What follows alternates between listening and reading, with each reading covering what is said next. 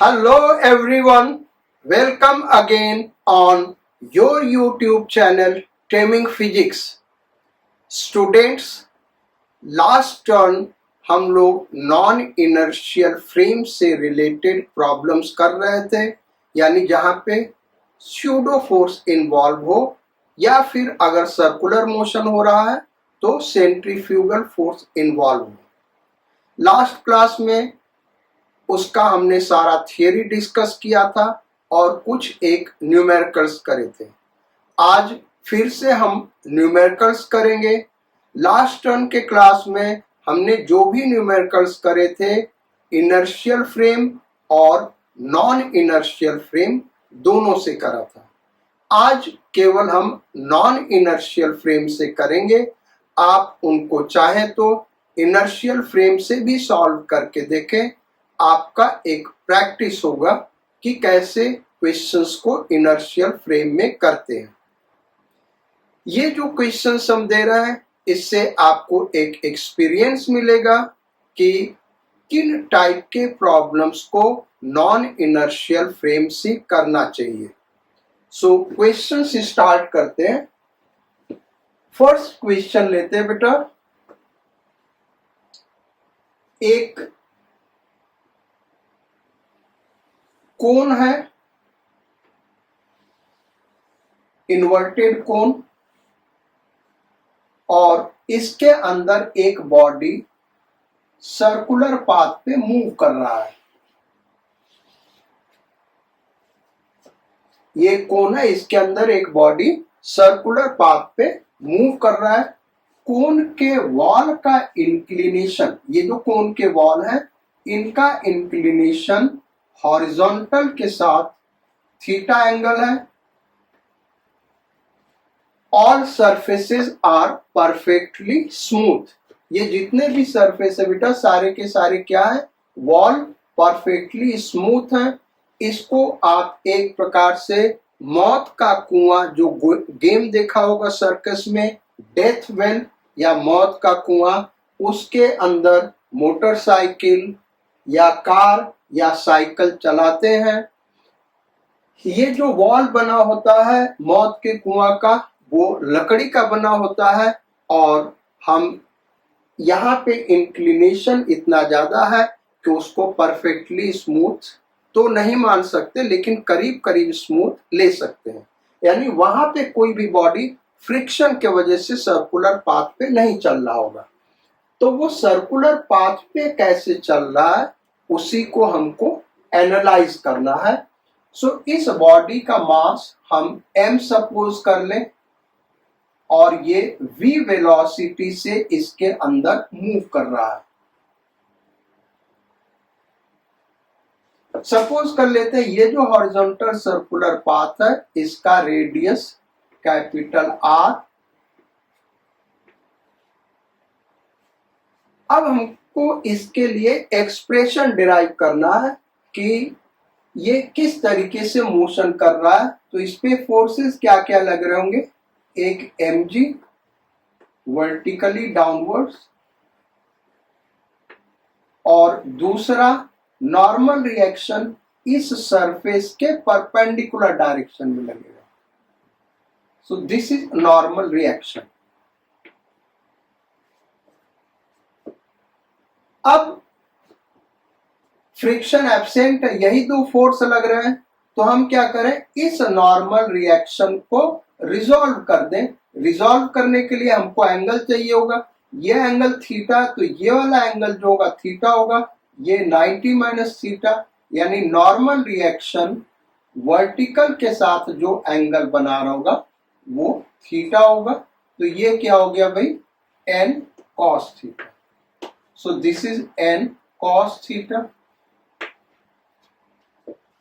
और towards centre जो force लग रहा होगा यानी हॉरिजॉन्टल डायरेक्शन में, वो क्या होगा, n sin theta. So this is n sin theta. अब अगर नॉन इनर्शियल फ्रेम में बैठे, नॉन इनर्शियल फ्रेम में बैठने का मतलब क्या हुआ, अर्थ से अगर हम ऑब्जर्व करें तो यही इतने फोर्स लग रहे हैं, लेकिन हम उस बॉडी पे बैठ जाए जो बॉडी मूव कर रहा है, तो वो बॉडी अब हमको क्या दिखेगा, रेस्ट में दिखेगा। लेकिन चूंकि वो सर्कुलर पाथ में मूव कर रहा है, यानी इसमें सेंट्रीपिटल एक्सेलरेशन है, तो एक सेंट्रीफ्यूगल फोर्स लगेगा। सेंट्रीपिटल एक्सेलरेशन टुवर्ड सेंटर होगा, तो सेंट्रीफ्यूगल फोर्स किधर लगेगा भाई, अवे फ्रॉम सेंटर, यानी बाहर की तरफ। ये बाहर की तरफ फोर्स लगेगा। कितना लगेगा, m v square by r. तो हमको दो रियल फोर्स लग रहा है, जिसमें से नॉर्मल रिएक्शन को हमने रिजॉल्व किया, क्योंकि एक सेंट्रीफ्यूगल फोर्स जो दिख रहा बेटा वो एक टाइप से स्यूडो फोर्स है, इमेजिनरी फोर्स है। वो हमको क्यों दिख रहा है, क्योंकि हम बॉडी के ऊपर बैठे हैं और बॉडी हमको रेस्ट में दिखेगा, यानी इक्विलिब्रियम में दिखेगा। बॉडी के ऊपर तीन फोर्स लग रहा है, 1 2 3, बॉडी इक्विलिब्रियम में है। ये दो फोर्स म्यूचुअली परपेंडिकुलर है, तो थर्ड फोर्स को हमने रिजॉल्व कर दिया। अब इक्विलिब्रियम का कंडीशन लगाते हैं, तो यहां से आ गया n sin theta is equal to m v square by are. और वर्टिकल फोर्सेस को देखें तो n cos theta is equal to m g. ये हो गया इक्वेशन नंबर 1, ये हो गया इक्वेशन नंबर 2। अब हमको अगर R और V पता है और मास ऑफ बॉडी पता है, तो इस दोनों इक्वेशन को डिवाइड करके थीटा निकाल सकते हैं। अगर हमको थीटा पता है और R पता है, तो हम V निकाल सकते हैं। इस दोनों इक्वेशन को अगर स्क्वायर करके ऐड कर दें तो नॉर्मल रिएक्शन निकाल सकते हैं। तो अब वो डिपेंड करेगा, इस पे बहुत सारे 4-5 क्वेश्चंस बनाए जा सकते हैं बेटा। आपको यही दोनों इक्वेशन ऐड करना है। जो स्टैंडर्ड इक्वेशंस बनते हैं वो हम यहां से दिखा दें। इसको डिवाइड कर देंगे तो tan थीटा क्या हो गया भाई, tan theta is equal to v square upon r g. यानी थीटा और आर पता है तो हम v निकाल सकते हैं, या v और r पता है तो थीटा निकाल सकते हैं। ऐसे ही अगर हमको नॉर्मल रिएक्शन निकालना है तो इस दोनों इक्वेशन को स्क्वायर करके ऐड कर सकते हैं, या यहां से थीटा निकल गया यहाँ पे पुट कर देंगे आ जाएगा, यहां से थीटा निकल गया यहां से पुट कर देंगे, हमको नॉर्मल रिएक्शन मिल जाएगा। तो ये बड़ा इंपॉर्टेंट फार्मूला बेटा, इसको आपको याद रखना है। ये हो गया हमारा क्वेश्चन नंबर 1। क्वेश्चन नंबर 2 करते हैं।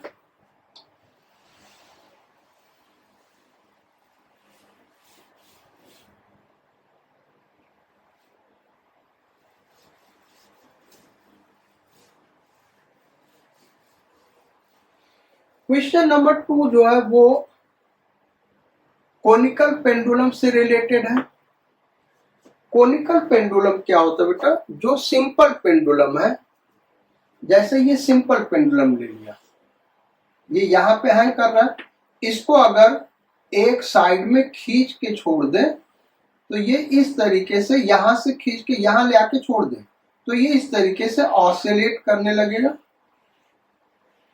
सो ये क्या है, सिंपल पेंडुलम। लेकिन अगर हम इसी पेंडुलम को साइड में खींच लें, यहां पे साइड में खींच लिए और फिर क्या करें, टेंजेंशियली ऐसे मार दें। भाई साइड में हमने खींच लिया और टेंजेंशियली यहाँ पे ऐसे, ये पेंडुलम है, यहाँ पे खींच के ऐसे मार दिया, तो ये जो बॉडी ऐसे सर्कुलर पाथ पे मूव करना शुरू करेगा। इसके अबाउट ये एक्सिस हो गया और इसके अबाउट ये सर्कुलर पाथ पे मूव करने लगेगा। इसी को हम क्या कहेंगे, कोनिकल पेंडुलम। कोनिकल पेंडुलम का एग्जाम्पल समझ में आ रहा है बेटा, जैसे एक समझा रहे यार तुम लोगों को। अब कुछ तो हाथ में नहीं बेटा, लेकिन एक यही एग्जाम्पल ले लेते हैं।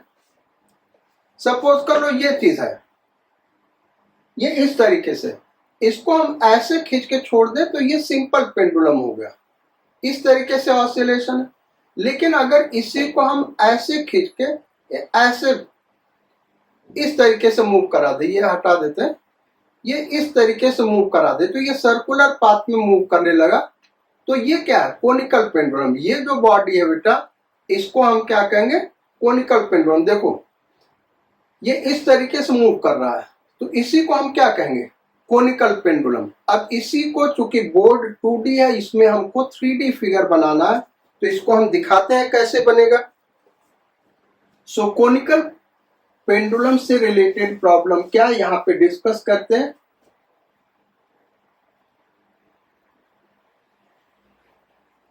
ये इस तरीके से एक थ्रेड, मासलेस इनएक्सटेंसिबल थ्रेड, यहाँ पे एक पॉइंट मास इससे बंधा हुआ है और इसको अगर टेंजेंशियली मार के छोड़ दे तो ये इस तरीके से सर्कुलर पाथ पे मूव करेगा।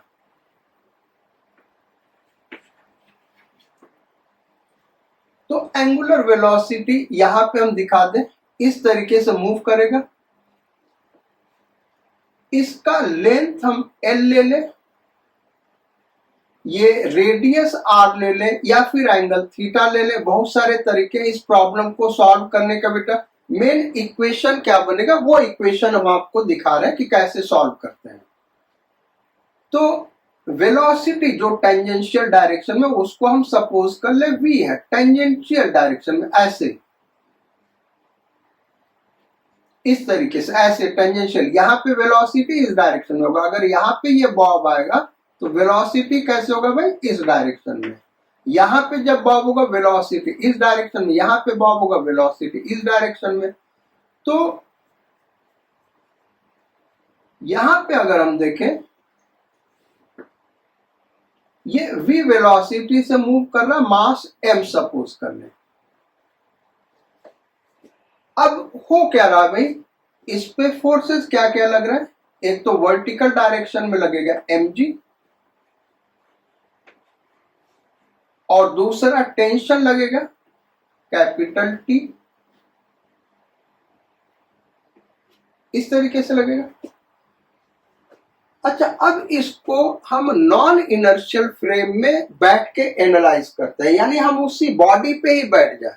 जब बॉडी पे बैठ जाएंगे बेटा तो बॉडी हमको रेस्ट में दिखेगा, लेकिन उसके ऊपर एक सेंट्रीफ्यूगल फोर्स दिखेगा, और सेंट्रीफ्यूगल फोर्स किधर लगेगा भाई, आउटवर्ड्स, अवे फ्रॉम सेंटर, क्योंकि एक्सेलरेशन जो सेंट्रीपिटल एक्सेलरेशन होगा टुवर्ड सेंटर होगा, तो जो सेंट्रीफ्यूगल फोर्स होगा वो अवे फ्रॉम सेंटर, और वो कितना होगा, mv²/r,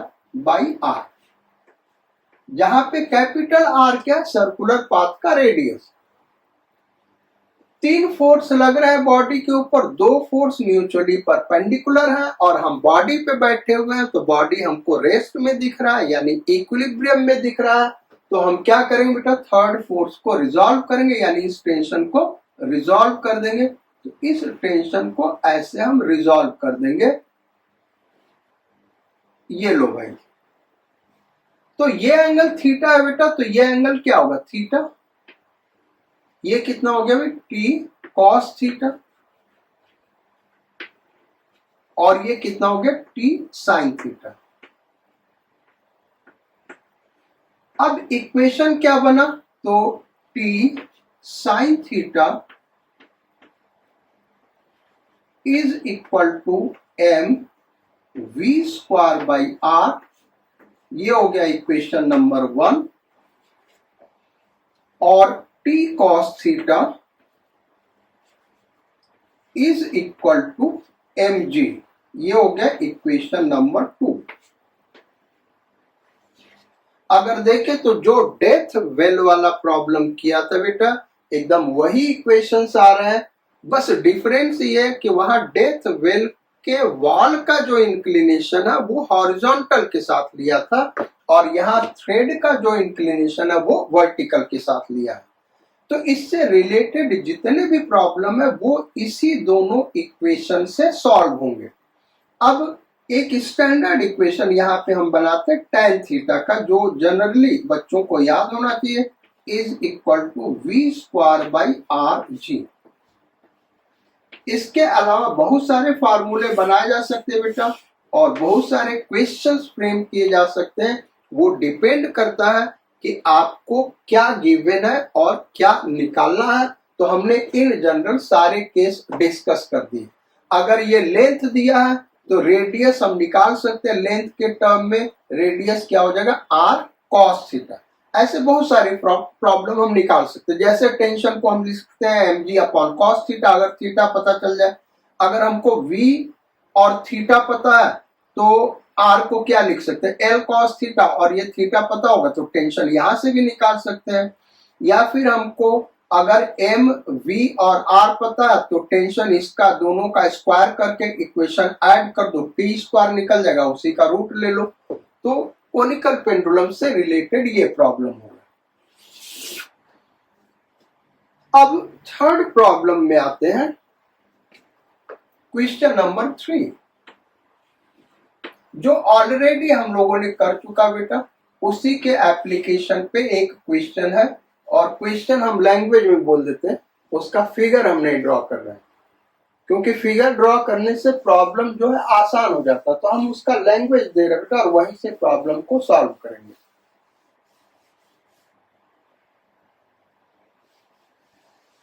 So, question number 3.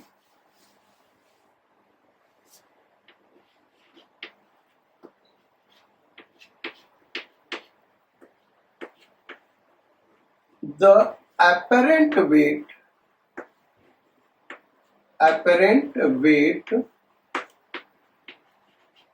of a man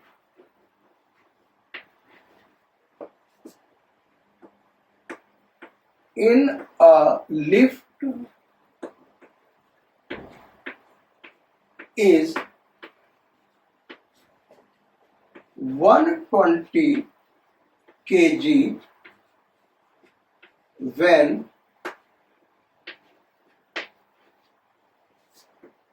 lift is moving upwards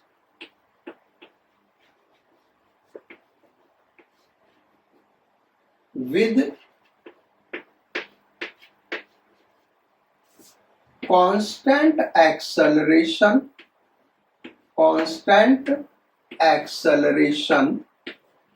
a and 60 kg when lift is moving downwards with same constant acceleration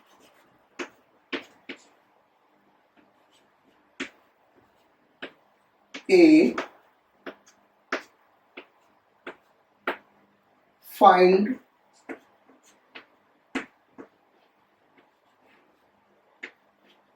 mass या फाइंड एक्चुअल वेट, ऐसे लिख देते हैं, find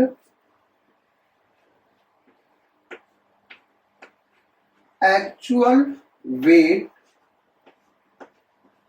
of the man and acceleration of the lift। ये कह रहा बेटा। तो अब देखो, चूंकि ये क्वेश्चंस इस टाइप से देता है इसलिए हमने ऐसे लिखा बेटा। इस टाइप से हमारा कहने का मतलब क्या है, यह कह रहा है अपरेंट वेट और यहाँ केजी में दिया हुआ है, फिर डाउनवर्ड्स मोशन में अपरेंट वेट अगेन केजी में दिया हुआ, और यहाँ एक्चुअल वेट पूछ रहा है, वो हमको केजी में ही ऑप्शन दिया होगा। करेक्ट क्या होना चाहिए था, अपरेंट वेट या तो 120 kgf लिखा होता, केजी फोर्स। 1 kg फोर्स क्या होता है बेटा, 1 kgf को कहते हैं 1 kg force is equal to g, acceleration due to gravity का जो भी वैल्यू दिया, m1 हो गया, g न्यूटन, ये होता है। तो हम इसका अपरेंट वेट 120 g लेंगे न्यूटन में। क्या लेंगे भाई, 120 g लेंगे न्यूटन में, या 120 kgf कह सकते हैं। केजी तो कभी नहीं कहेंगे, लेकिन बुक में लैंग्वेज में ऐसा लिखा रहता 120 kg, तो हम 120 kg लेके चल रहे। सो सॉल्यूशन इसका करते हैं। कह रहा कि लिफ्ट जब अपवर्ड्स जा रहा है तो अपरेंट वेट 120 kgf है, तो जब लिफ्ट अपवर्ड जा रहा है बेटा तब अपरेंट वेट वही नॉर्मल रिएक्शन होगा, और वो क्या होगा, mg प्लस ma। भाई हमने ब्रैकेट ओपन कर दिया, m ब्रैकेट में g प्लस है तो उसको हमने ओपन कर दिया, ये दे दिया 120। तो अब इसको हम न्यूटन में कन्वर्ट कर दे बेटा, क्योंकि ये दोनों तो न्यूटन में, तो इसमें g से हमने मल्टीप्लाई कर दिया, is equal to mg plus ma। Second part में करा कि जब डाउनवर्ड उसी एक्सेलरेशन से जा रहा है तो अपरेंट वेट क्या, 60 kg, तो उसके लिए फार्मूला, ये इक्वेशन नंबर 1 हो गया बेटा हमारा। उसके लिए नॉर्मल रिएक्शन या अपरेंट वेट होगा, वो क्या होगा, mg minus ma। Acceleration downwards वही है, चूंकि डाउनवर्ड्स है इसलिए माइनस आ गया, तो 60g is equal to mg minus ma, equation number 2। अब इक्वेशन नंबर 1 और इक्वेशन नंबर 2 ऐड कर दे तो ये कितना हो गया भाई, दोनों इक्वेशन हमने ऐड कर दिया बेटा, तो 180 g is equal two plus m में माइनस m कट गया 2mg, तो ये g और ये g कैंसिल आउट हो गया, m is equal to 90 kg। Actually ये उसका मास आया बेटा, क्या आया, इसका मास आया, लेकिन करा फाइंड आउट अपरेंट वेट, और वो ऑप्शन में दिया है 90 kg, तो हम 90 kg ही मार्क करेंगे। अगर दिया है 90 kgf तो हम 90 kgf मार्क करेंगे। अगर दिया है 90 g न्यूटन स्मॉल जी, 90 स्मॉल जी न्यूटन, तो वो करेक्ट होगा, या फिर 900 न्यूटन करेक्ट हो जाएगा, या फिर 9.8 दिया तो उससे मल्टीप्लाई करेंगे। तो फर्स्ट पार्ट का आंसर ये हो गया। अब सेकेंड पार्ट हम यहां से भी सॉल्व कर सकते हैं, यहां से भी, कहीं से भी सॉल्व करेंगे सेम आंसर आएगा, तो यहां से हम सॉल्व करते हैं। 120g इज इक्वल टू कितना है, 90g, 90g प्लस m का वैल्यू 90 है ना बेटा, तो वो वहां पे पुट कर दिया, 98, तो ये एक 0 कैंसिल आउट हो गया, और इस 9g को इधर लाए तो 12g माइनस 9g हो गया 3g, इज इक्वल टू क्या हो गया 9a, यानी a इज इक्वल टू क्या हो गया बेटा, g/3। अब g का वैल्यू जो भी दिया उसके अकॉर्डिंग पुट कर लेंगे, 10 दिया तो 10, 9.8 दिया तो 9.8, या फिर g के ही टर्म में दिया तो यह आंसर इसका हो गया। चलो भाई, तो ये हो गया क्वेश्चन नंबर 3। अब क्वेश्चन नंबर 4 पे आते हुए,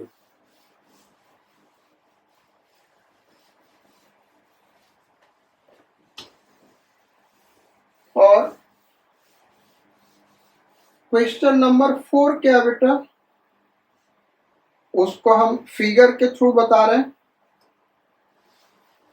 क्योंकि लैंग्वेज लिखने में ज्यादा टाइम लगता है, तो जहां पे फिगर हम ड्रॉ कर सकते हैं वहां फिगर ड्रॉ कर दे रहे हैं। क्वेश्चन नंबर 4,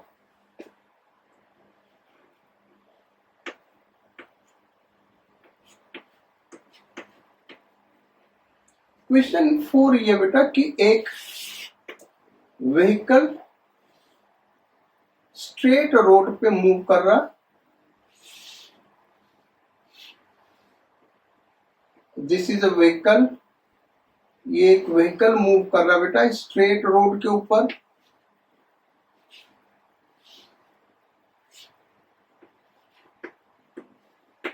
और ये व्हीकल का फ्लोर है। यहां पे एक सिंपल पेंडुलम हैंग कर रहा है जो कि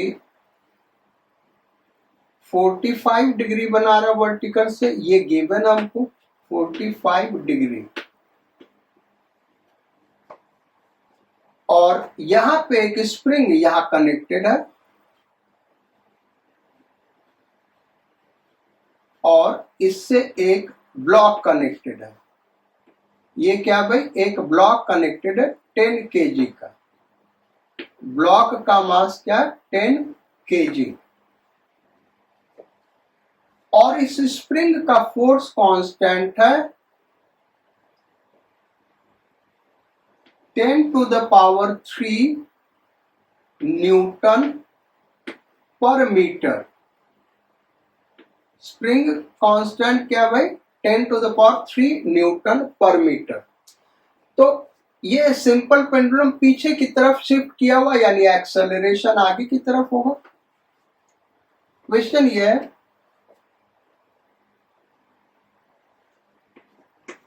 in equilibrium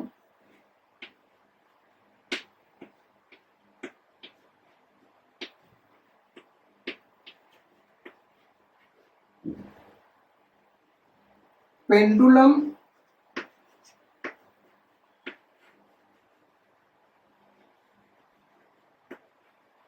makes 45 degree with vertical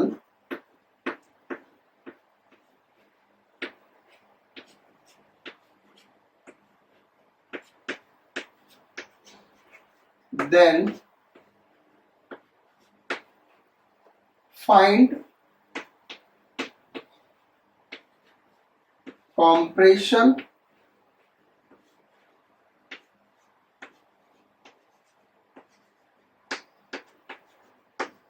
in spring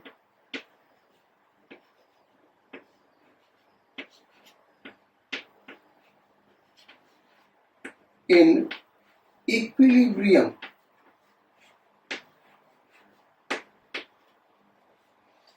equilibrium में उस स्प्रिंग में कॉम्प्रेशन क्या होगा, ये हमको फाइंड आउट करना बेटा। All surfaces are perfectly smooth, सारे सरफेस क्या है परफेक्टली स्मूथ है। तो अब ये जो 45 डिग्री दिया बेटा, पहले यहां से हम एक्सेलरेशन निकाल लेंगे। पिछला क्लास अगर आपने अच्छे से पढ़ा है तो आपको पता होगा g tan थीटा, यही होगा भाई एक्सेलरेशन। अदरवाइज ये नहीं पता होगा तो आपको पूरा डिराइव करना पड़ेगा, जैसे हमने पिछले क्लास में करा। तो थीटा कितना है 45 डिग्री, तो ये g हो गया भाई। tan 45 कितना होता है 1 होता है, तो ये g हो गया। अब इस ब्लॉक के ऊपर आते हैं, तो ब्लॉक के केस में है क्या बेटा, हम इसी व्हीकल के अंदर बैठ के इसको ऑब्जर्व कर रहे हैं। ग्राउंड पे बैठ के, व्हीकल के अंदर बैठ के हम इसको ऑब्जर्व कर रहे हैं। एडवांटेज उससे क्या मिलेगा कि ये ब्लॉक हमको रेस्ट में दिखेगा, और रेस्ट में दिखेगा यानी इक्विलिब्रियम में होगा। इक्विलिब्रियम का प्रॉब्लम सॉल्व करना बड़ा ही आसान होता है बेटा। तो इक्विलिब्रियम में दिखेगा। डिसएडवांटेज क्या होगा कि हमको स्यूडो फोर्स कंसीडर करना होगा। तो चूंकि व्हीकल का एक्सेलरेशन a इधर है जो कि g के बराबर आया है, इसलिए इस पे स्यूडो फोर्स उसके अपोजिट डायरेक्शन में लगेगा। इस स्यूडो फोर्स को कहां दिखा दे भाई, ऐसे दिखा देते हैं ये, और ये कितना होगा एम ए अभी लिख देते हैं, और ए जी के बराबर एम ए। अच्छा, वेट एम जी नीचे लगेगा, नॉर्मल रिएक्शन ऊपर लगेगा। ये दोनों रियल फोर्स है, ये वर्चुअल फोर्स है, चूंकि हम नॉन इनर्शियल फ्रेम में बैठ के देख रहे हैं। एक और फोर्स लगेगा, स्प्रिंग लगाएगा। होगा क्या बेटा, स्प्रिंग दबा होगा, जब ये मूव करेगा तो स्प्रिंग कॉम्प्रेस होगा, ये इधर जाएगा ना, तो स्प्रिंग कॉम्प्रेस होगा। चूंकि स्यूडो फोर्स इधर लग रहा तो स्प्रिंग को कॉम्प्रेस करेगा, तो स्प्रिंग किधर फोर्स लगाएगा, बाहर क्यों, कितना लगाएगा केक्स। अब बॉडी इक्विलिब्रियम में है तो ये फोर्स इसके बराबर होगा और ये फोर्स इसके बराबर होगा, तो के एक्स इज इक्वल टू क्या होगा एम ए, और के कितना दिया हो बेटा 10 to the power 3 x, m कितना दिया हुआ 10 kg, और एक्सेलरेशन जी हमने निकाला उसको 10 ले रहे हैं, तो एक्स इज इक्वल टू कितना आ गया 0.1 मीटर या 10 सेंटीमीटर। तो इक्विलिब्रियम में स्प्रिंग में 10 सेंटीमीटर का कॉम्प्रेशन होगा। ये हो गया हमारा क्वेश्चन नंबर 4। अब क्वेश्चन नंबर 5 पे आते बेटा।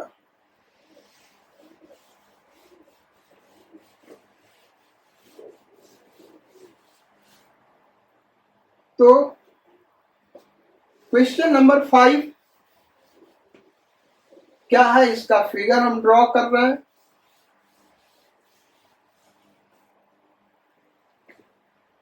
क्वेश्चन 5, ये ऐसे परफेक्टली स्मूथ हॉरिजॉन्टल सरफेस है, यहां पे एक वेज है, angle theta, mass capital m, और इस पे स्मॉल एम मास का ब्लॉक रखा हुआ है। ये वेज से एक थ्रेड कनेक्टेड है जो एक पुली से पास कर रहा है, और फिर यहां पे एक मास हैंग कर रहा है। तो कैपिटल एम हमको गिवन है, कैपिटल एम ले ले 9 kg, स्मॉल एम इसको ले ले 1 kg, और ये एंगल थीटा 37 डिग्री। इसका मास हम m डैश मान लेते बेटा। अब क्वेश्चन ये है, all surfaces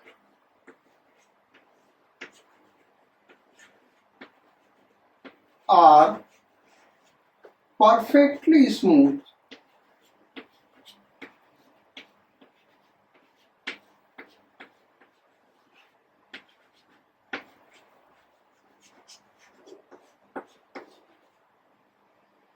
find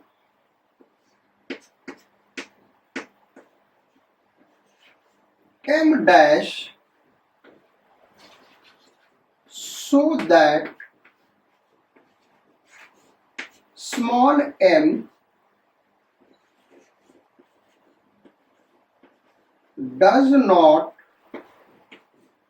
slip over capital M।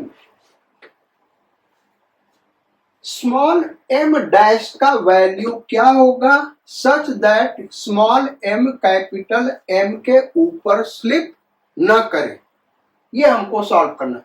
अब देखो, अगर इसको तुम शुरू से सॉल्व करोगे तो बेटा ये बड़ा लेंदी क्वेश्चन हो जाएगा, लेकिन लास्ट क्लास में हमने क्या बताया था कि स्मॉल m कैपिटल M के ऊपर स्लिप ना करे, इसके लिए एक्सेलरेशन क्या होना चाहिए बेटा और वो एक्सेलरेशन हमने बताया था A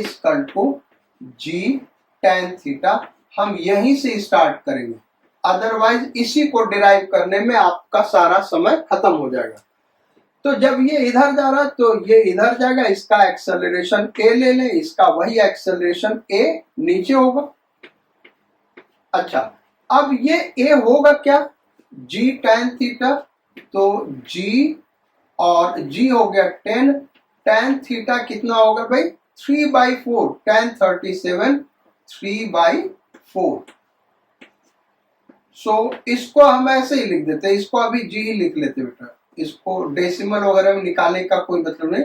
सो 3G/4 ये एक्सेलरेशन होगा। अब हम क्या करें, इसके ऊपर न्यूटन सेकेंड लॉ लगाएं, तो M' G नीचे और टेंशन T ऊपर।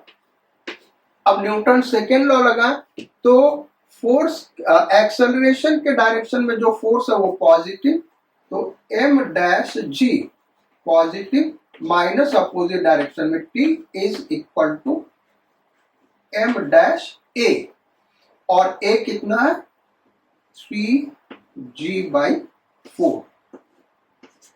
ये हो गया। तो थोड़ा सा सिंप्लीफाई कर ले इसको बेटा, या यहीं से टेंशन हमारा निकल गया, टेंशन ही निकाल लेते हैं।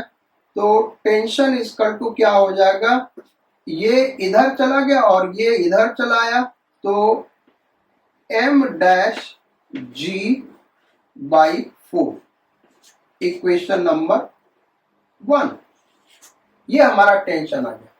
अब इसके ऊपर न्यूटन सेकेंड लॉ लगाएं, एक्सेलरेशन के डायरेक्शन में हमको लगाना, तो एक्सेलरेशन के डायरेक्शन में टेंशन तो वही होगा, जो टेंशन यहाँ वही यहाँ, बाकी जो भी इस पूरे को हम एक सिस्टम ले रहे बेटा। अब ये भी इंपॉर्टेंट है कि हम न्यूटन सेकेंड लॉ किस पे लगाए, तो इस पूरे पे, इस पे और इस पे अलग अलग लगाओगे तो बहुत ही लेंदी प्रॉब्लम हो जाएगा। हम अलग अलग नहीं लगाएंगे, इसको एक सिस्टम मान लेंगे। अब एक सिस्टम मानने का कंडीशन क्या बेटा, कि दोनों बॉडी का एक्सेलरेशन सेम होना चाहिए। तो ये इसके ऊपर स्लिप नहीं कर रहा, तो इन दोनों का acceleration both in magnitude and direction क्या होगा, सेम होगा। तो Newton second law wedge plus small m पे लगाए तो वो क्या होगा, small m plus capital M into acceleration A। Acceleration के डायरेक्शन में जो फोर्स लग रहा है पॉजिटिव, एक्सेलरेशन के अपोजिट कोई फोर्स नहीं है। परपेंडिकुलर फोर्सेस जो भी लग रहे होंगे, इसका mg और नॉर्मल रिएक्शन इसका mg, यहाँ पे नॉर्मल रिएक्शन, तो वो सारे वो तो इंटरनल फोर्स में हो गए। इसको एक सिस्टम ले रहे हैं बेटा, तो फिर दो ही फोर्स लग रहे होंगे, एक small m plus capital mg downward, दूसरा यहाँ पे नॉर्मल रिएक्शन अपवर्ड। तो वो एक्सेलरेशन के परपेंडिकुलर होंगे, उनको कंसीडर नहीं करेंगे। भाई बात हमारी समझ रहे हो, जब हम उस दोनों को एक सिस्टम ले लिए बेटा, तो हम उसको दिखाएंगे जब उस सिस्टम को, तो वो शेप बनाना जरूरी नहीं, हम शेप कैसा भी बना सकते हैं यार। ऐसे हमने बना दिया, ये शेप बना दिया। अब इसको यहाँ पे दिखाना जरूरी नहीं। इन दोनों का मास कितना है, capital M plus small mg। एक तो ये लगेगा, स्मॉल m यहाँ पे, कैपिटल M यहाँ पे लग रहा होगा, लेकिन सिस्टम ले लिया तो यही लगेगा ना, इन दोनों के सेंटर ऑफ मास पे ये लगेगा। दूसरा यहाँ पे नॉर्मल रिएक्शन लगेगा। तो एक्सटर्नल फोर्स यही दो होगा बेटा, बाकी ये एक दूसरे पे जो फोर्स लगा रहे होंगे नॉर्मल रिएक्शन, वो इंटरनल फोर्स में चला गया, वो कंसीडर नहीं करेंगे। तो ये दोनों फोर्स क्या है, एक्सेलरेशन के परपेंडिकुलर डायरेक्शन में, तो इसको कंसीडर नहीं करेंगे। अब हम क्या करें, ये जो एक्सेलरेशन हमने टेंशन निकाला, इस टेंशन को यहाँ पे पुट कर दिया, तो ये हो गया M'(G/4 is equal to M plus capital M into A।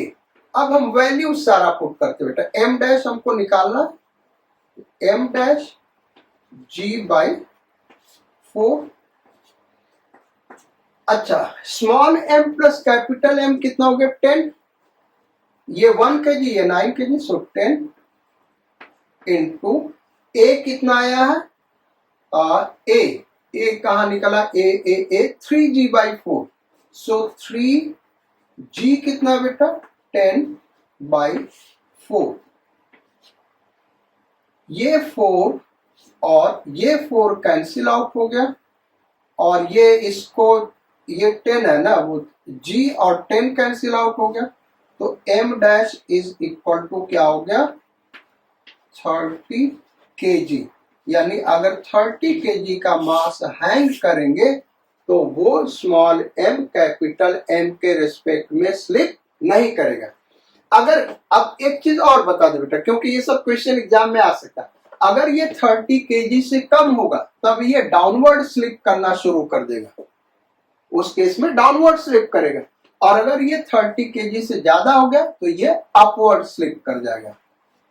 तो ये हो गया भाई हमारा क्वेश्चन नंबर 5। अब क्वेश्चन नंबर 6 पे आते बेटा, और क्वेश्चन नंबर 6 क्या है उसको लिखते हैं। पहले बोर्ड का थोड़ा साफ सफाई हो जाए, इरेज कर ले इसको। सो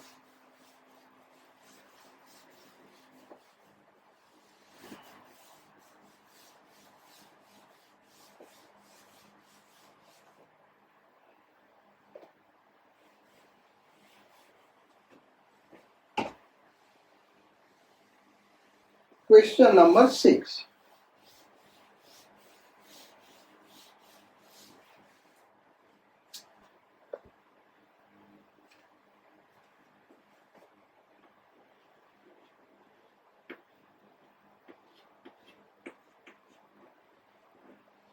write down a car is moving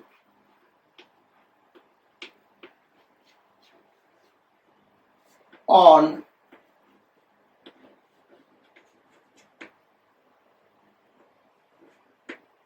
horizontal circular path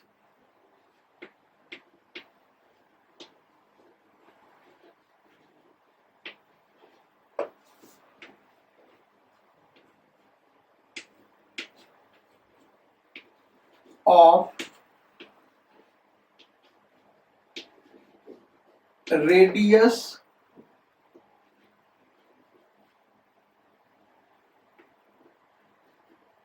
20 meter of radius 40 meter of radius 40 meter with speed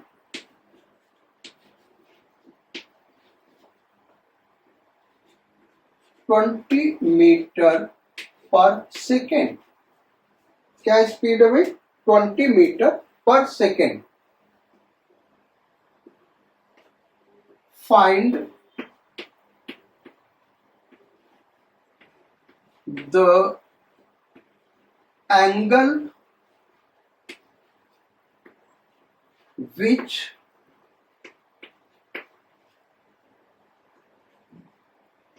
a pendulum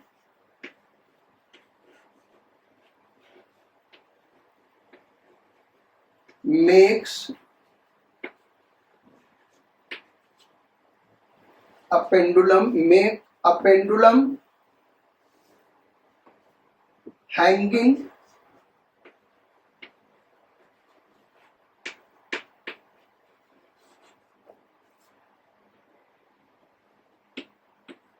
in the car with vertical.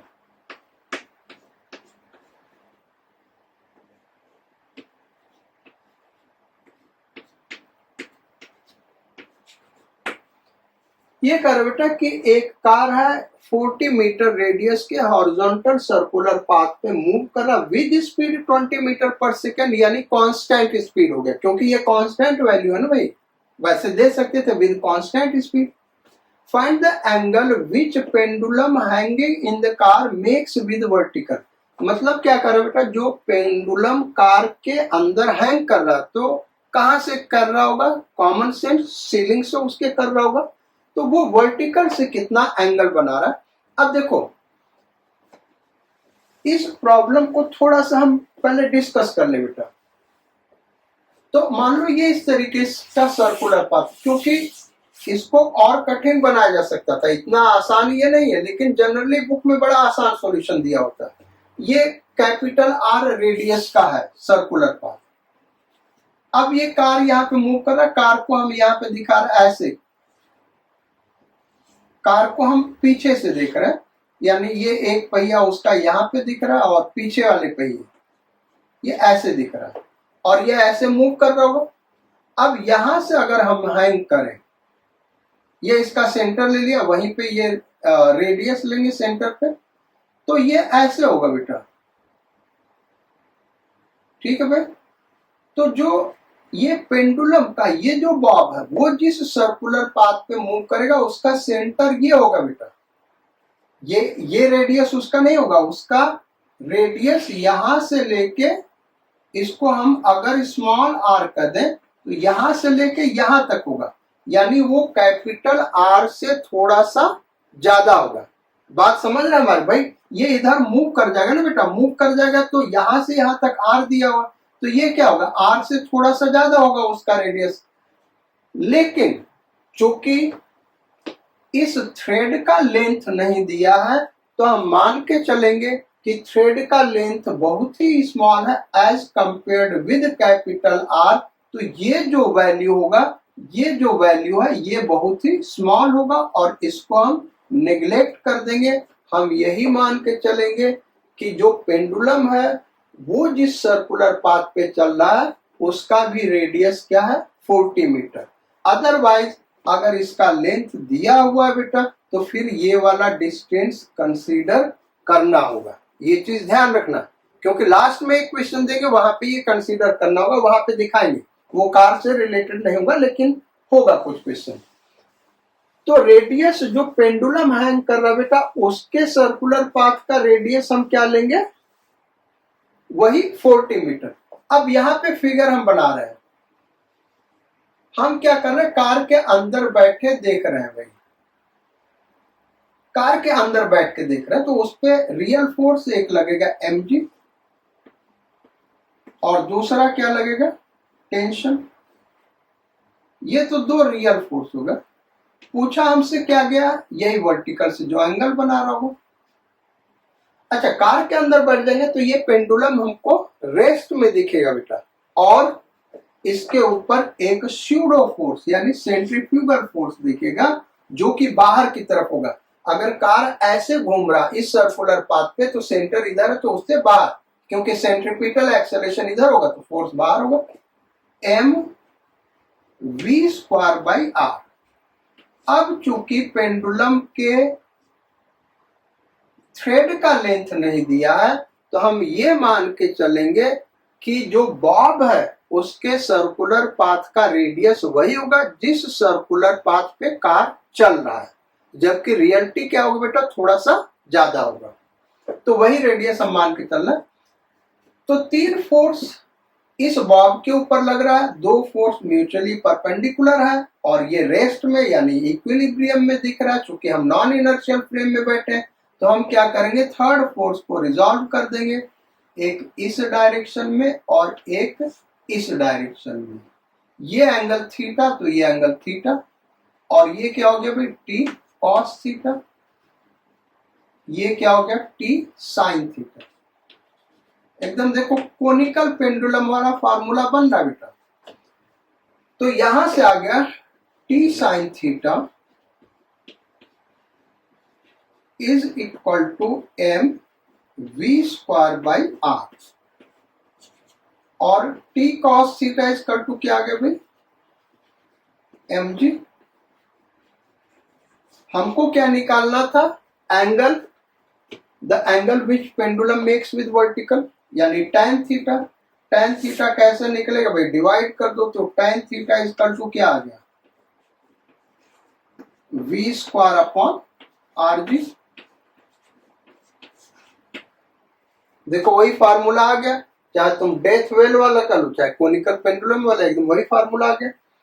Is equal to we कितना दियो 20 का स्क्वायर, आर कितना दियो 40, जी कितना दियो 10, so 1, so theta is equal to क्या आ गया बेटा 45 degree. So this is the solution of question number 6। अब आते हैं भाई क्वेश्चन नंबर 7 पे।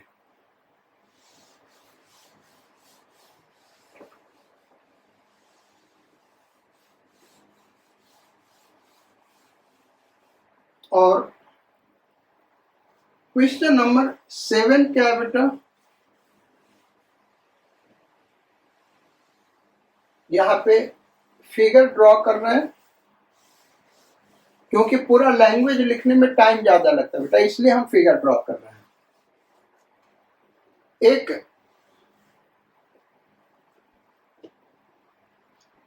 हॉरिजॉन्टल सर्कुलर टेबल है, ये एक हॉरिजॉन्टल सर्कुलर टेबल है, इसके सेंटर पे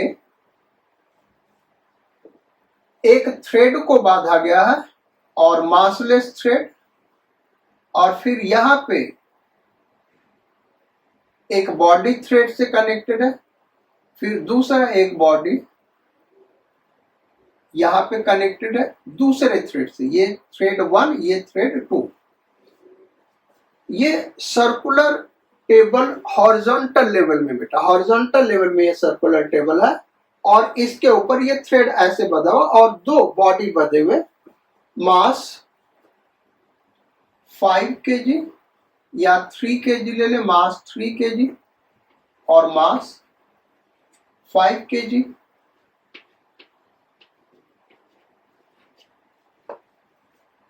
इस थ्रेड का लेंथ 1 मीटर, इस थ्रेड का लेंथ 1 मीटर। अब क्या किया जा रहा है कि ये दोनों ब्लॉक इसी सर्कुलर पाथ पे घूम रहे हैं विद एंगुलर वेलोसिटी 2 रेडियन पर second.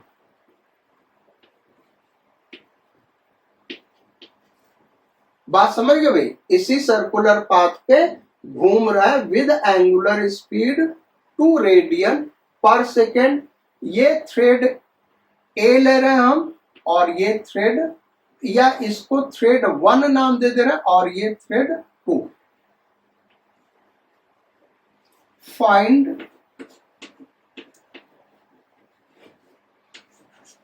Ratio of tension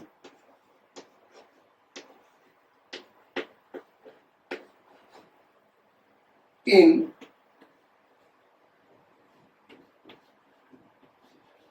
thread 1 and 2, यानी हमको T1 अपॉन T2 निकालना बेटा। थ्रेड 1 और थ्रेड 2 में टेंशन का रेशियो क्या है, सॉल्व कैसे किया जाए, एक बार फिगर आपको समझना है। ये हॉरिजॉन्टल प्लेन में दोनों मूव कर रहे होंगे, और इसका फिगर हम यहां ड्रॉ करके बना रहे बेटा, क्योंकि ये 3 डायमेंशनल फिगर है। जो यूजफुल है वो चीज हम आपके लिए बना रहे हैं। ये सेंटर मान लेते हैं, एक ब्लॉक यहां पे और फिर एक ब्लॉक यहां पे। इस एक्सिस के अबाउट रोटेट कर रहे होंगे, वर्टिकल एक्सिस। तो ये दिखा दे, ये थ्रेड दिखा दे रहा, एक थ्रेड ये हो गया और एक थ्रेड ये हो गया। अब ये इधर ऐसे घूम रहे होंगे, ये ऐसे घूम रहा होगा और ये ऐसे घूम रहा होगा। फोर्सेस क्या लग रहे होंगे भाई, तो इस पे मास 3 kg है, तो 30 न्यूटन नीचे लगेगा, और नॉर्मल रिएक्शन N1 नाम दे दें, इधर लगेगा। अच्छा, इस पे क्या फोर्स लगेगा, तो 50 न्यूटन नीचे लगेगा, और नॉर्मल रिएक्शन N2 ऊपर लगेगा। थ्रेड 1 पे टेंशन T1 सपोज कर ले, तो इस ब्लॉक पे टेंशन इस थ्रेड के वजह से किधर लगेगा बेटा, away from the block along the string, यानी टेंशन T1 ऐसे लगेगा। और इसी ब्लॉक पे थ्रेड 2 की वजह से टेंशन किधर लगेगा, तो along the string away from the block, along the string यानी इधर लगेगा T2। इस ब्लॉक पे देखें तो टेंशन किधर लगेगा, इधर लगेगा अवे फ्रॉम द ब्लॉक, और वो T2 होगा क्योंकि सेम थ्रेड है। अब दो तरीके से हम इसको सॉल्व कर सकते हैं, एक इनर्शियल फ्रेम में रह के, दूसरा नॉन इनर्शियल फ्रेम में रह के। हमने क्या कहा बेटा कि हम जितने भी प्रॉब्लम यहाँ पे सॉल्व करेंगे नॉन इनर्शियल फ्रेम में रह के सॉल्व करेंगे। आप इनर्शियल फ्रेम में रह के चाहे तो सॉल्व कर सकते हैं और चेक कर सकते हैं कि आप वही आंसर पा रहे हैं या डिफरेंट आंसर पा रहे हैं। एंगुलर स्पीड दोनों ब्लॉक का दिया हुआ 2 रेडियन पर सेकेंड, इसको हम अभी ये 2 रेडियन पर सेकेंड लिख ही देते, 2 रेडियन पर सेकेंड। अब हम क्या कर ले, ऑब्जर्वर इस एक्सिस पे, यानी हम अगर ऑब्जर्वर है तो हम कहा चले आए बेटा, इस एक्सिस पे चले आए।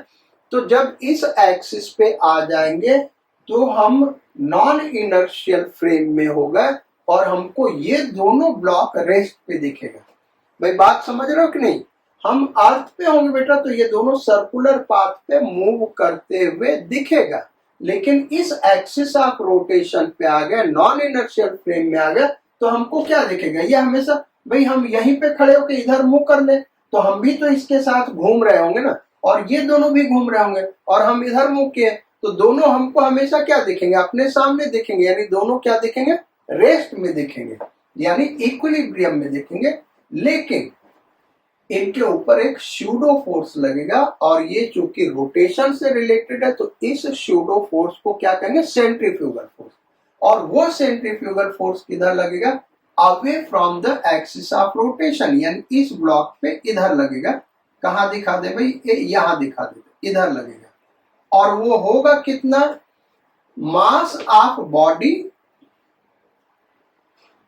यानी m1 अभी हम कह दे रहे, m1 acceleration of non inertial frame, वो क्या होगा, ओमेगा स्क्वायर आर, जहां पे आर ये वाला डिस्टेंस लेंगे तो ओमेगा स्क्वायर R1 इसको नाम दे दे, चूंकि एक्सेलरेशन इधर है तो अवे फ्रॉम एक्सेलरेशन यानी अवे फ्रॉम सेंटर। ऐसे यहां पे लगेगा इधर बाहर की ओर m2, ओमेगा दोनों का सेम है, स्क्वायर R2। हमको निकालना क्या बेटा, टेंशन का रेशियो निकालना, तो पहले टेंशन निकाले क्या होगा, तो इसके इक्विलिब्रियम को कंसीडर करें। हमको ये रेस्ट में दिखेगा ना, तो इक्विलिब्रियम को कंसीडर करें तो ये फोर्स इधर लग रहा है, ये दोनों इधर लग रहे हैं, और इक्विलिब्रियम में यानी T1 equal to this plus this, तो T1 is equal to T2 plus m1 omega square R1, ये हो गया। अब इसके इक्विलिब्रियम को देखें तो T2 is equal to m2 omega square R2, ये हो गया। भाई ये रेस्ट में इक्विलिब्रियम में दिखेगा तो this force is equal to this force. अच्छा, अब T2 का वैल्यू यहां पे पुट कर दे तो T1 इज इक्वल टू क्या हो गया भाई, m1 R1 plus m2 R2, m2 R2 omega square. ये इक्वेशन नंबर 1 और ये इक्वेशन नंबर 2। इक्वेशन नंबर 2 में इक्वेशन नंबर 1 से डिवाइड कर दें तो ये आ गया बेटा T1 upon T2 is equal to कितना आ गया भाई, m1 R1 plus m2 R2 upon M2R2। अब वैल्यूज को पुट कर दे बेटा, तो फिगर तो हमने मिटा दिया यार, क्या क्या वैल्यू था वो याद नहीं रहा, लेकिन जहां तक याद है वही वैल्यू पुट कर देते हैं। इसको हमने 3 kg लिया था, तो 3, और इसका डिस्टेंस सेंटर से 1 मीटर, प्लस M2 5 kg लिया था, और उसका सेंटर से डिस्टेंस 2 मीटर होगा, क्योंकि 1 मीटर ये था और 1 मीटर ये था, तो 2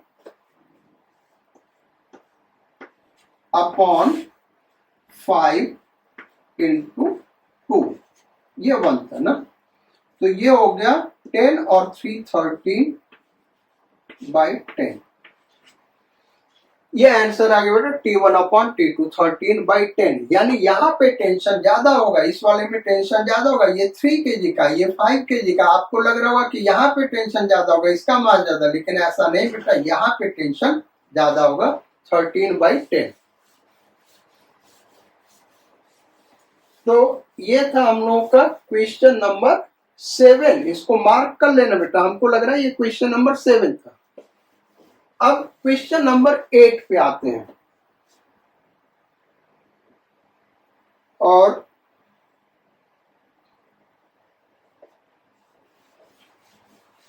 क्वेश्चन नंबर 8 क्या है भाई, इसको नोट करो सब लोग।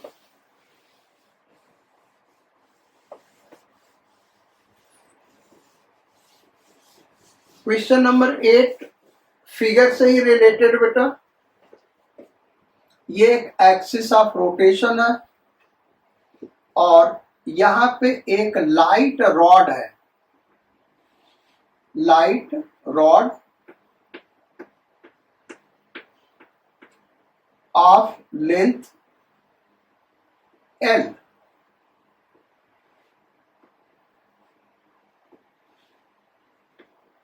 या इसका लेंथ कैपिटल L ले लेते, कैपिटल L। और यहां पे एक सिंपल पेंडुलम हैंग कर रहा of length small l।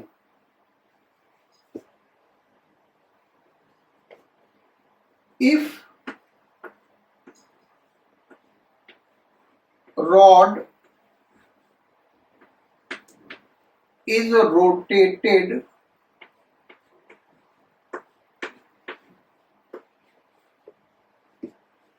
about vertical axis,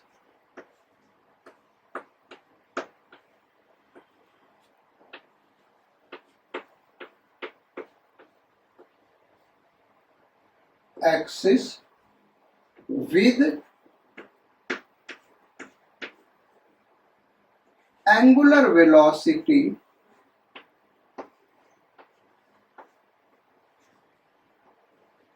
omega, find the angle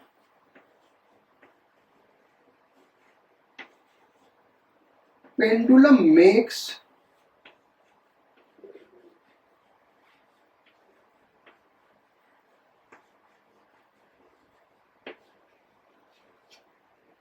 with vertical।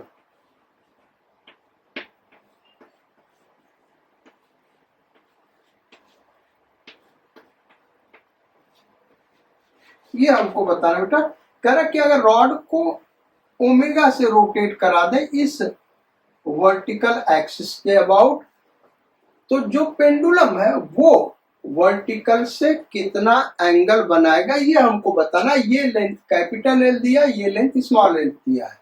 तो अगर ये रेस्ट में होता तब तो ये ऐसे होता बेटा, लेकिन जब इसको मूव करेंगे तो इस ये जो थ्रेड है इसका ऐसे हो जाएगा, इस तरीके का हो गया। तो रॉड का एक एंड इसके अबाउट रोटेट कर रहा है, लेकिन ये जो पार्टिकल है बॉब है वो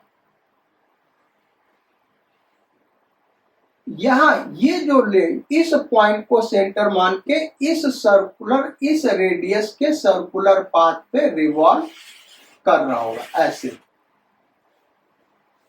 समझ में आ गया बात? अब फोर्सेस देखें तो क्या क्या लग रहा है, ये mg, मास हम m सपोज कर लेते, मास तो दिया नहीं, टेंशन T इधर लगेगा। अब इसको सॉल्व करने के लिए हम क्या करें बेटा, इसी एक्सिस पे बैठ जाए, यानी नॉन इनर्शियल फ्रेम में, तब हमको ये रेस्ट में दिखेगा और इस पे एक सेंट्रीफ्यूगल फोर्स दिखेगा, m omega square r। r इसके सर्कुलर पाथ का रेडियस है, r क्या भाई, जो बॉब है उसके सर्कुलर पाथ का रेडियस है। ये एंगल हमको बताना थीटा, यही एंगल बताना ना वर्टिकल से। तो इक्विलिब्रियम का क्वेश्चन है, 3 फोर्स लग रहा है, 2 force mutually perpendicular, third force को रिजॉल्व कर देंगे, ये थीटा हो गया, ये क्या हो गया भाई, टी कॉस थीटा, और इधर क्या हो जाएगा, टी साइन थीटा।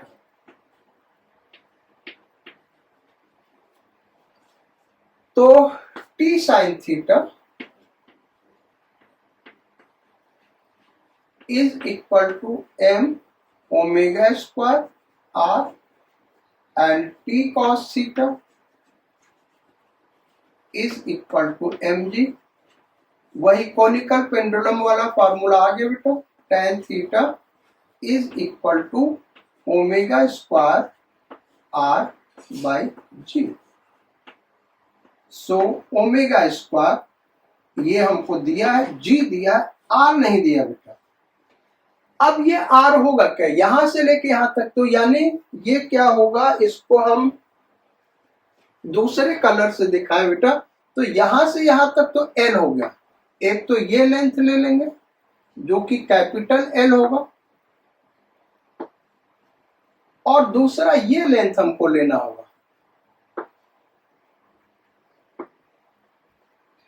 और ये लेंथ कितना होगा बेटा, ये L है, ये एंगल थीटा है, तो ये L साइन थीटा होगा। तो अब हम यहाँ पे क्या रखेंगे, capital L plus small l sine theta, ये हो गया हमारा tan थीटा। अब देखो, इसको अगर हमको ये ओमेगा दिया हुआ बेटा और जी हमको पता कैपिटल एल स्मॉल एल दिया है, तो इसी इक्वेशन को सॉल्व कर लेंगे थीटा निकालने के लिए। ये एक ट्रिग्नोमेट्रिक इक्वेशन बन रहा है। ट्रिग्नोमेट्रिक इक्वेशन कैसे सॉल्व करते हैं, वो मैथ के स्टूडेंट यानी जो मेंस और एडवांस के लिए तैयारी कर रहे हैं वो बखूबी समझते हैं। इसको sine theta upon cos theta लिखेंगे, क्रॉस मल्टीप्लिकेशन करेंगे और ट्रिग्नोमेट्रिक इक्वेशन सॉल्व करने के जो भी कई एक मेथड है उससे हम सॉल्व कर लेंगे।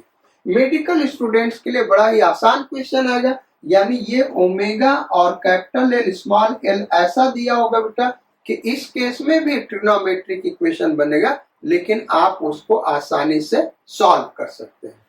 तो यहाँ पे इसका ये सॉल्यूशन हो गया। लास्ट क्वेश्चन आज के क्लास का रखेंगे, क्वेश्चन नंबर 9। ये क्वेश्चन नंबर 8 था बेटा, नोट कर लेना क्योंकि हम क्वेश्चन नंबर डालना भूल जा रहे हैं। तो क्वेश्चन नंबर 8 था ये। क्वेश्चन नंबर 9 पे आते हैं।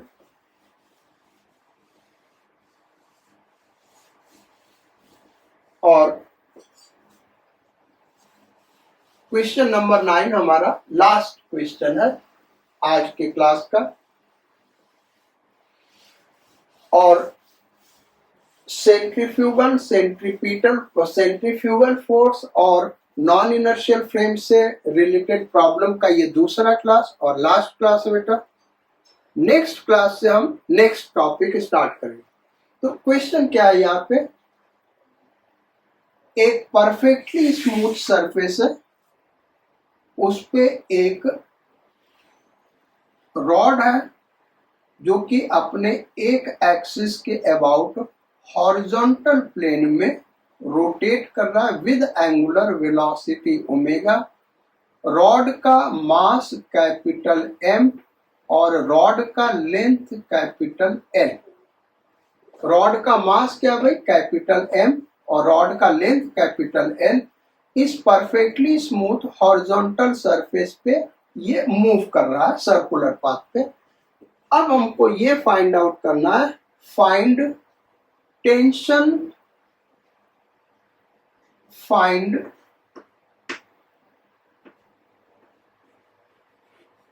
Tension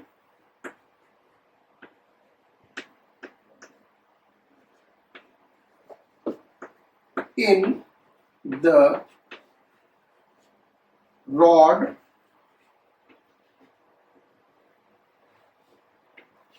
at point about which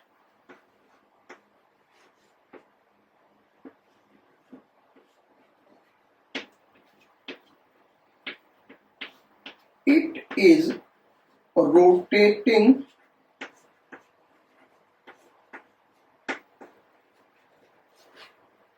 in horizontal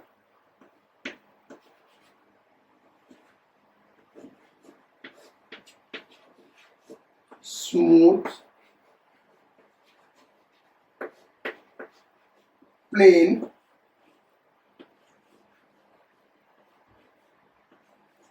ये क्वेश्चन का हॉरिजॉन्टल स्मूथ प्लेन में, यानी ये इस तरीके से रोटेट कर रहा है। अब इसका 3 डायमेंशनल फिगर बनाए बेटा, तो ये कुछ इस तरीके का होगा, ये ऐसे है, ये इस तरीके से, और ये रॉड, ये हमारा रॉड है, इसके अबाउट रोटेट कर रहा है ऐसे। तो इसमें टेंशन, इस एंड पे टेंशन क्या होगा, जिसके अबाउट रोटेट कर रहा उस एंड पे टेंशन हमको फाइंड आउट करना है। कैसे सॉल्व करेंगे इसको हम दिखा रहे हैं यहाँ पे। तो हमने क्या किया बेटा, इस रॉड को ऐसे ड्रॉ कर दिया, इसके अबाउट रोटेट कर रहा है, यहीं पे हमको टेंशन बताना है। रॉड का मास कैपिटल है, लेंथ कैपिटल है। अब हम क्या करें, यहां से x डिस्टेंस पे एक स्मॉल एलिमेंट dx ले लें। कितने लेंथ का भाई, dx लेंथ का। ऐसा हमने लिया क्यों बेटा, पहले हम इसको डिस्कस कर लें। एक्चुअली जो सेंट्रीफ्यूगल, हम क्या करेंगे, इसी एक्सिस पे बैठ के देखेंगे, और इस एक्सिस पे बैठ के देखेंगे तो इस पे रियल फोर्सेस दिखेंगे, नॉर्मल रिएक्शन mg वो तो कैंसिल आउट हो जाएंगे, दूसरा टेंशन दिखेगा, और तीसरा सेंट्रीफ्यूगल फोर्स दिखेगा जो कि बाहर की तरफ लगेगा। अब जो सेंट्रीफ्यूगल फोर्स का फार्मूला बेटा m ओमेगा स्क्वायर r या फिर mv स्क्वायर बाई r, जो भी फार्मूला यूज करोगे, ये पार्टिकल के लिए होता है, ये किसी रियल बॉडी के लिए नहीं होता है। ये किसके लिए फार्मूला, कि सर्कुलर पाथ ये है और एक पॉइंट मास है r रेडियस के सर्कुलर पाथ पे एंगुलर वेलोसिटी से घूम रहा है, उसके लिए फार्मूला कि इस पे सेंट्रीफ्यूगल फोर्स कितना लगेगा। लेकिन ये तो रियल बॉडी है, तो वो फार्मूला यहाँ पे नहीं लगेगा। तो हम क्या करेंगे, इस रॉड का एक स्मॉल एलिमेंट कंसीडर करेंगे dx लेंथ का, इतना स्मॉल कि हम उसको क्या ले सकते हैं, पार्टिकल ले सकते हैं। और जब पार्टिकल ले सकते हैं तो उस पे क्या फोर्स लगेगा वो दिखा सकते हैं।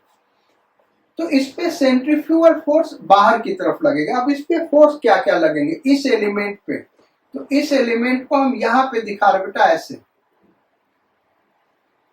इस तरीके से यही वाला एलिमेंट दिखा रहे हैं। क्या क्या फोर्स लग रहा होगा, इसका weight downward, normal reaction upward, वो कैंसिल आउट हो जाएगा।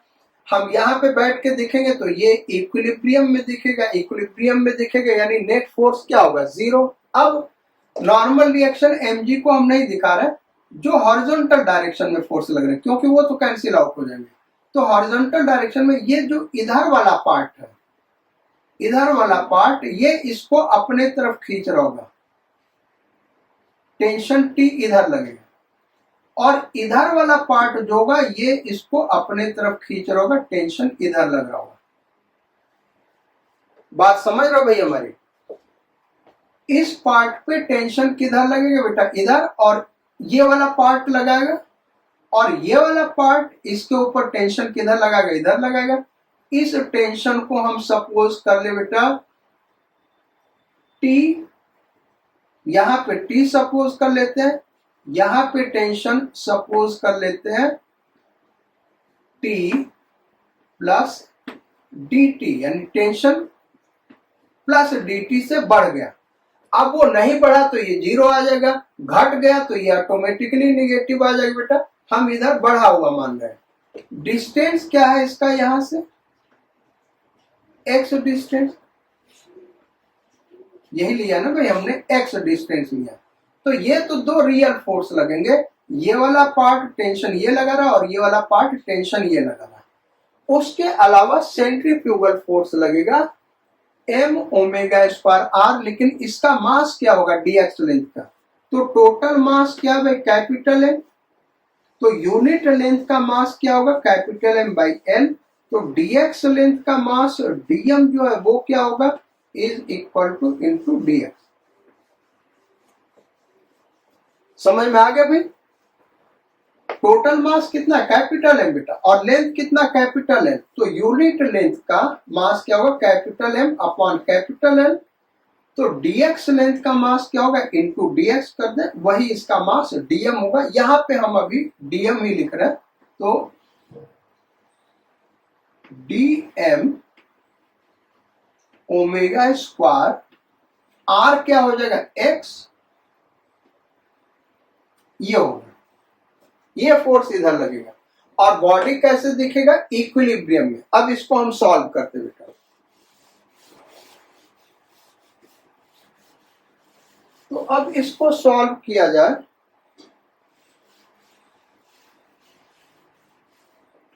तो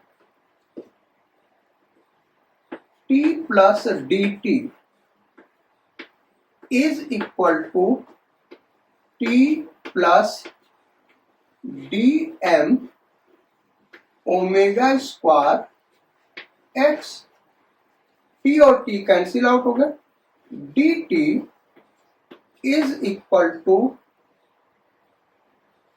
ओमेगा स्क्वायर एक्स डीएम, डीएम का वैल्यू पुट कर दे बेटा, तो m by l dx, dx। So rearrange करके लिख दें dt is equal to capital M omega square by l x dx। अब इसी को इंटीग्रेट कर दे, क्योंकि हमको टेंशन यहां निकाला, तो इसको इंटीग्रेट कर दे। और इसको इंटीग्रेट करेंगे बेटा, तो व्हेन x इक्वल टू,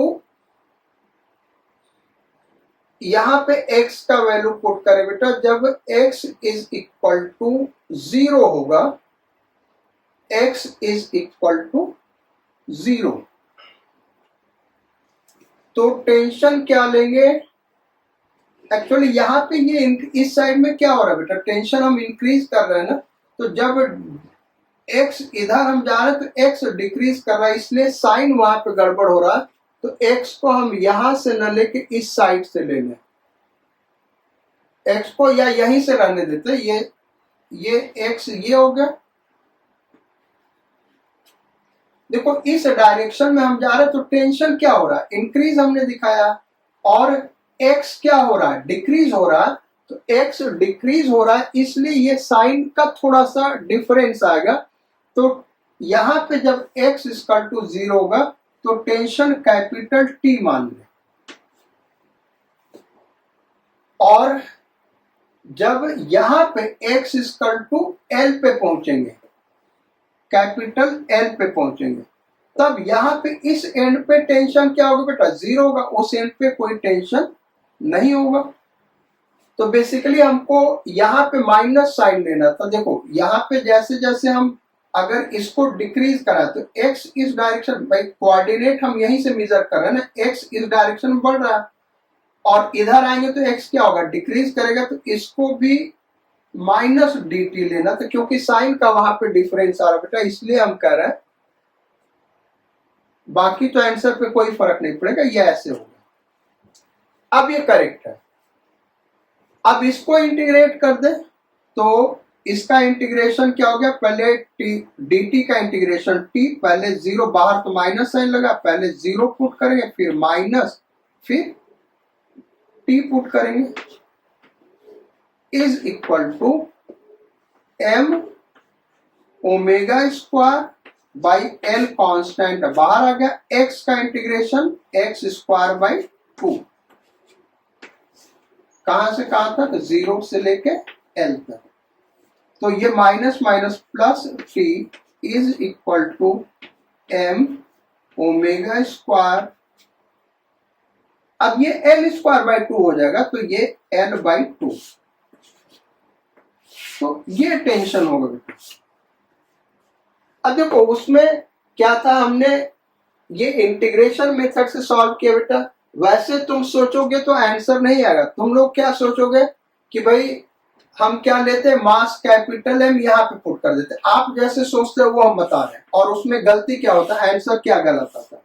आप क्या करते कि यहाँ पे ये रेडियस आप ले लेते, क्योंकि मास कैपिटल एम यहाँ पे लग रहा, तो आप क्या करते, एम ओमेगा स्क्वायर और एल क्या हो गया, आर क्या हो गया, एल बाई 2, एल बाई 2 इधर हो गया।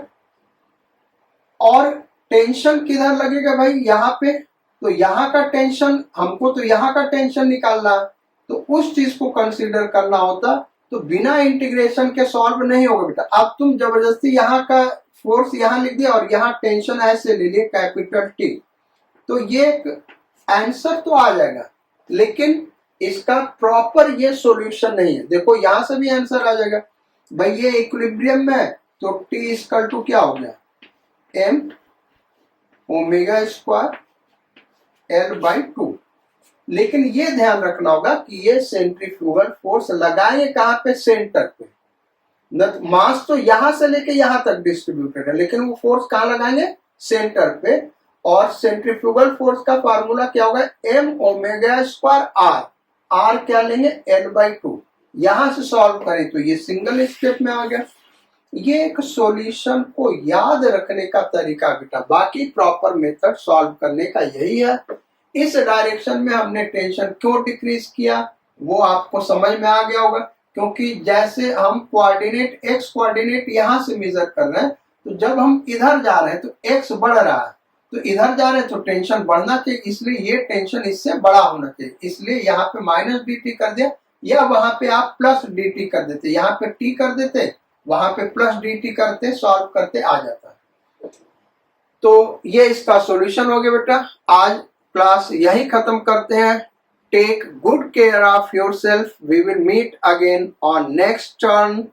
Sayonara, godspeed and bon voyage.